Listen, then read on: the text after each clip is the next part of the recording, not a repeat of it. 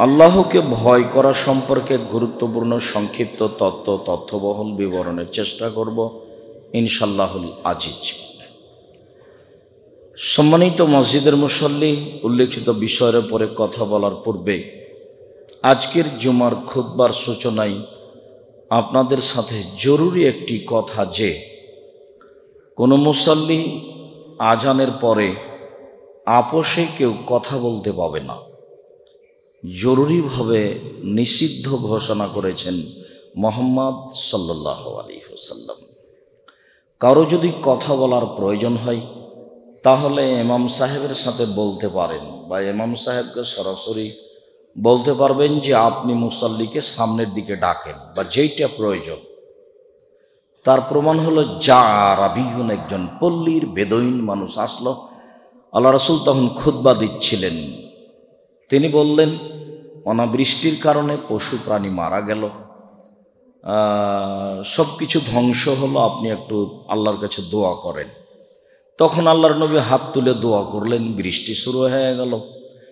পরের জুমায় আবার ওই দরজা থেকে দাঁড়িয়ে ওই পল্লীর বেদুইন মানুষ বলল, আল্লাহর নবী আবার একটু দোয়া বন্ধের জন্য দোয়া করেন, বৃষ্টি বন্ধের জন্য দোয়া করেন। এমন বৃষ্টি হলো, বাড়িঘর সব ভেঙে গেল, রাস্তাঘাট অকেজো হলো। তো আবার দোয়া করলেন।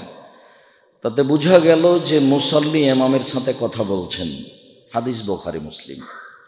ইমাম মুসল্লির সাথে কথা বলতে পারেন। তার প্রমাণ রাজুলুন দাখালা ফিল মসজিদ ফাজালাসা, একটা লোক মসজিদে ঢুকে বসে গেল। তখন আল্লাহ নবী খুতবা দিচ্ছিলেন। তখন আল্লাহ রাসূল বলেন, কুম ওয়াসাল্লি রাকাতান, ওঠো, 2 রাকাত সালাত আদায় করো এবং সংক্ষিপ্ত করো। তাহলে বোঝা যাচ্ছে যে ইমাম ও মুসল্লির সাথে কথা বলতে পারে। ঢোকার পরে মসজিদে বসে গেল, যা ভারত, বাংলাদেশ, পাকিস্তানের মুসলমানদের শতকরা 90 জনের এইটাই শিষ্টাচার। যেহেতু হুজুরে কেরাম বলেছেন যে মসজিদে ঢুকে বসে যেতে হবে, সরাসরি একবারে রাসূল সাল্লাল্লাহু আলাইহি সাল্লামের কথার বিপরীত, একবারে সরাসরি বিপরীত।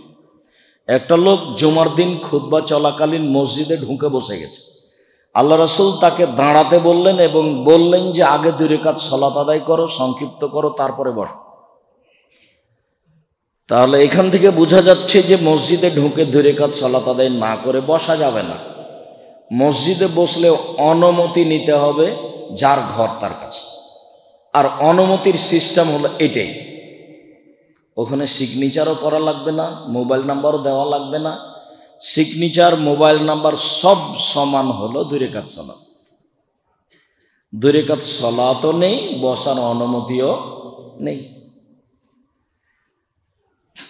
তো জুমার খুতবা চলাকালীন কেউ যদি মসজিদে বসতে চায় তাহলে আগে উপরে অনুমতি নিতে হবে। অনুমতির পদ্ধতি কি? 2 রাকাত সালাত। তাহলে আমরা 2টা বুখারী মুসলিমের হাদিসে বুঝতে পারলাম যে ইমাম মুসল্লির সাথে কথা বলতে পারেন। প্রমাণ এই যে বোঝা গেল যে মুসল্লিও ইমামের সাথে কথা বলতে পারেন। প্রমাণ এই যে, তবে কোনো মুসল্লি আপোষে কথা বলতে পারে না, একেবারে না। পাশে জায়গা থাকলে অবশ্যই আরেকজনকে বসতে দিবেন। সম্মানিত দিনী ভাই বোন, যেসব মাধ্যম দিয়ে আল্লাহকে খুব বেশি সন্তুষ্ট করা যায় তার একটি বড় মাধ্যম হলো আল্লাহ ভীতি, আল্লাহর ভয়ে কান্নাকাটি করা। এইটা একটা বড় মাধ্যম। যেমনভাবে রমজান মাসে সিয়াম পালন করলে তাকে সহজে পাওয়া যায়, এটা একটা বড় মাধ্যম। কুরবানির মাসে কুরবানি করলে আল্লাহকে সন্তুষ্ট করা যায়, এটা একটা বড় মাধ্যম। যেসব মাধ্যম দিয়ে আল্লাহকে সহজেই পাওয়া যায় তার একটা বড় মাধ্যম হলো আল্লাহ ভীতি। আল্লাহর ভয়ে কান্নাকাটি করে কিছু বললে উনি খুশি। তখন উনি বলেন, আচ্ছা ঠিক আছে, তুমি যেটা বলছো সেটা আমি মেনে নিলাম। আল্লাহ তাআলা আমাদের নবীকে বলছেন, ফাইদা ফারাগতা ফানসব ওয়া ইলা রাব্বিকা ফারগাব। মুহাম্মদ সাল্লাল্লাহু আলাইহি সাল্লাম, আপনি যখন দুনিয়াবি কাজ থেকে অবসর হবেন, আপনার যা সামাজিক কাজ আছে, মানুষের সাথে কথা বলা, লেনদেন, কাজকর্ম, এইখান থেকে যখন আপনি বিরত হবেন তখন আপনি কঠোর শ্রমে ইবাদতে আত্মনিয়োগ করুন। ইবাদত কিন্তু হালকা নয়, যে যাই বলুন, একে সময়ের উপরে টিকে রাখাও খুব কঠিন। দুই বন্ধু মিলে গল্প করছি, এসার আজান হয়ে গেল, উঠে যাওয়া কিন্তু খুব কঠিন। গল্প চলছেই, আজান হলো, সলাত হয়ে গেল, তারপরে উঠছি। মানে ইবাদতের উপরে, ইবাদত মানে নীতি, নিয়ম, নিয়মের উপরে মানুষের টিকে থাকা খুব কঠিন। আপনাকে যদি আজকে বলা হয় প্রত্যেক দিন ঠিক 2টার সময়তে ভালো খাদ্য খাবেন, খাদ্য রেডি, কিন্তু আপনি 2টার সময় টিকিয়ে রাখতে পারবেন না। দেখা যাবে যে একদিন 10 মিনিট আগে হয়ে গেছে, একদিন আধা ঘন্টা পরে হয়ে গেছে। নিয়ম টিকে রাখা কঠিন। যার কারণে রাসূল সাল্লাল্লাহু আলাইহি সাল্লাম বলছেন, আহাব্বুল আমালিল্লাহি আদম ওয়া ইন কাল্লা, আল্লাহর নিকটে সবচেয়ে প্রিয় ইবাদত হচ্ছে ওটাই যেটা সর্বদা চলে, কম হলেও হোক কম, কিন্তু আপনি সর্বদা বহাল রাখেন। কতদিন আপনাকে আমি বললাম যে আপনি একটা সিদ্ধান্ত নেন না, সকালে বিকালে 3 বার করে সূরা ইখলাস পড়া, একবার কোরআন মাজিদ, একবার কোরআন মাজিদ, একবার কোরআন মাজিদ, 3 মিনিটে একবার কোরআন মাজিদ। সিদ্ধান্ত নেন আপনি, আপনার নেকি দিয়ে ব্যাগ ভর্তি করে নেন। তাতে লোকের কি? তাতে আল্লাহর কোনো ঠেকা নাই। আপনার মতো লোকের হাজারো ব্যাগ যদি আল্লাহ নেকি দিয়ে ভর্তি করে দেন, তা আল্লাহর কোনো নেকির অভাব হবে না। সারা পৃথিবীর মানুষজন, জিন, ইনসান সব যদি একসাথে জান্নাতের দরজায় ঢোকে, দরজা দিয়ে তো কোনো সমস্যা হবে না, তখনও প্রশস্ত মনে হবে। তাহলে তার রহমতের অভাব নেই, তা আপনি নেন না। এখন আপনাকে বলার পরেও আপনি তো একদিন পড়েছিলেন সূরা ইখলাস 3 বার, তারপরের দিন আর পড়েননি, ঠিক গেছে। নিয়মিত করার একটা দাম আছে। তো আপনি যখন কঠোর শ্রমে আত্মনিয়োগ করুন, ইবাদত ঠিক মতো করুন। এরপরে যেটা আপনি আমাকে বলবেন সেটা আপনি কান্নাকাটি করে বলুন। কি বলতে চান আপনি? রিক্সা লাগে, একবার একটা রিক্সা লাগবে, একটা ব্যবসা লাগবে, কিছু জমি কিনতে চাচ্ছেন, কি চান সেটা আপনি আমাকে বলেন। সেটা আমাকে কান্নাকাটি করে বলতে হবে, এমনি হোমসি গেলে বলে হবে না। 2 রাকাত সালাত আদায় করে বিনয়ের সাথে চোখের পানি ঝরিয়ে সত্য সত্যি আমার কাছে চাইতে হবে, কেন আমি তো বুঝবো যে তুমি কেমন ভাবে চাচ্ছ। আল্লাহু আলিমু বিজাতি সুদূর, অন্তর কিভাবে চাচ্ছে সেটা উনি জানেন। তাহলে আমার চাওয়া যেমন দেওয়া তেমন, আমার চাওয়া যেমন দেওয়া তেমন। রাসূল সাল্লাল্লাহু আলাইহি সাল্লাম বলছেন, আল্লাহ তাআলা বলেন, মানে হাদিসে কুদসি, মানে আল্লাহ তাআলা বলছেন, মা দাওয়াতানি ওয়া রাজাউতানি, তুমি যেভাবে ডাকো আমি সেভাবে থাকি, তুমি যেভাবে আশা পোষণ করো আমি সেভাবে পূর্ণ করে থাকি। তুমি যেভাবে ডাকো আমি সেভাবে থাকি, তুমি যেভাবে আশা পোষণ করো আমি পূর্ণ করে থাকি। আপনার আশাটা যেমন, পূর্ণ করা তেমন, আপনার ডাকাটা যেমন, শোনা তেমন। এখন ডাকাটা কেমন আমি বুঝতে না পারলেও তিনি তো বুঝেন। ডাকা যেমন, শোনা তেমন, দাবি দেওয়া যেমন, মেনে নেওয়া তেমন।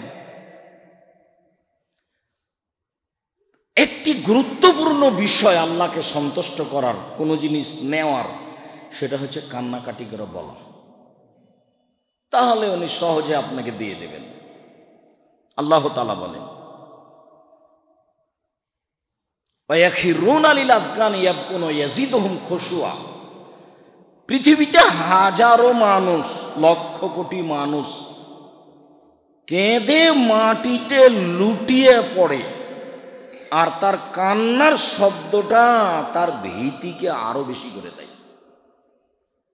এ কথা কিন্তু আল্লাহ বলছেন যে পৃথিবীতে হাজারো মানুষ কেঁদে মাটিতে লুটিয়ে পড়ে, কাঁদতে কাঁদতে একবারে মাটিতে লুটিয়ে পড়ে, আর কান্নার শব্দটা যখন ও নিজে নিজেই শুনতে পায়, তখন তার ভিতরের ভীতিটা কি হয়ে যায়?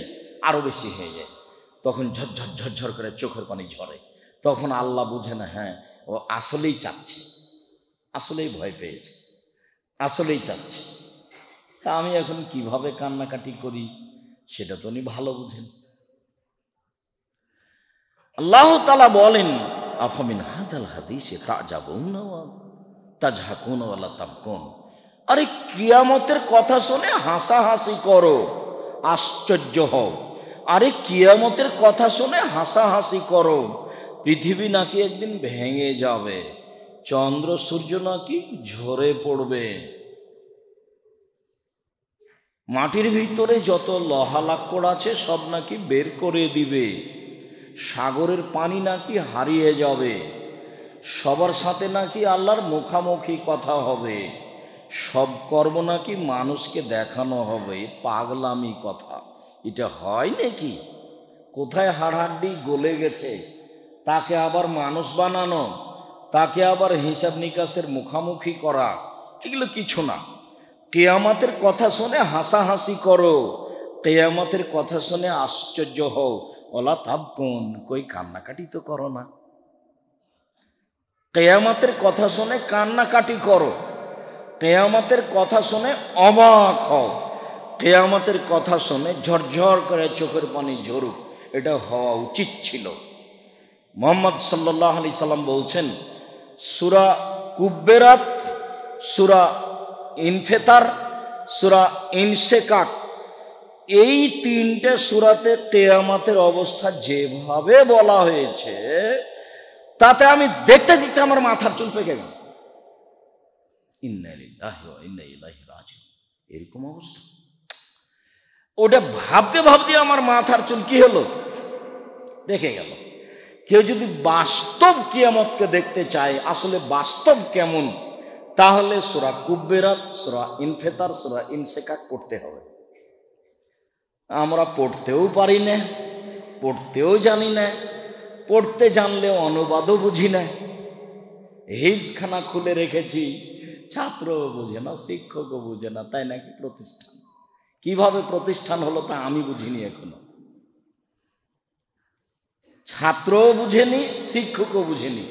আন্ধা কো আন্ধা পড়াতা হয়, অন্ধকে অন্ধ পড়াচ্ছে, যে পড়ছে সেও অন্ধ, যে পড়াচ্ছে সেও অন্ধ। হিফজখানা একটা আংশিক প্রতিষ্ঠান, বিদ্যার উন্নতির জন্য হিফজখানা মূলত প্রতিষ্ঠান নয়। শুধু যদি এটাই হয় তাহলে না ছাত্র জাতির উপকার করতে পারবে, না শিক্ষক পারবে, কেননা দুইজন তো কিছু বুঝতে পারেনি যে আসলে কি আছে।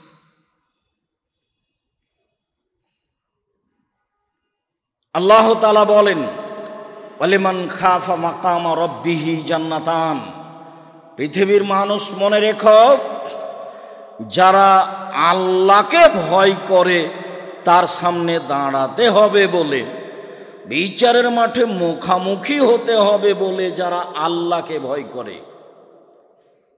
লাইসা বাইনাহু ওয়া বাইনাহু তারজুমান, আপনার আর আল্লাহর মাঝে কোনো দোভাষী থাকবে না।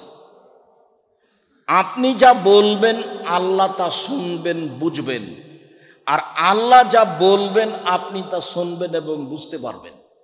এই অবস্থাটা খুব কঠিন। ফায়ানজুরু আয়মানা মিনহু, ওই সময়তে আপনি ডান দিকে লক্ষ্য করবেন।